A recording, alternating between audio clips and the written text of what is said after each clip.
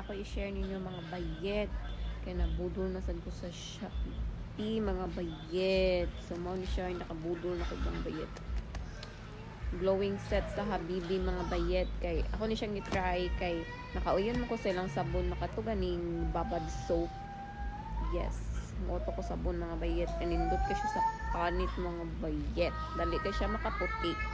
Nya mura sad siya mag-peel but sobra ka micro peeling lang yun siya mga bayet. Nya kanib mga bayet maka-happy ka ayo kay ang Habibi nga set mga bayet kay 5 ka buok ang sulod. Sabon, day cream, night cream, unya toner. Nya ang last one kay ang serum. Diba? Laishu. So, i-try tani mga bayet.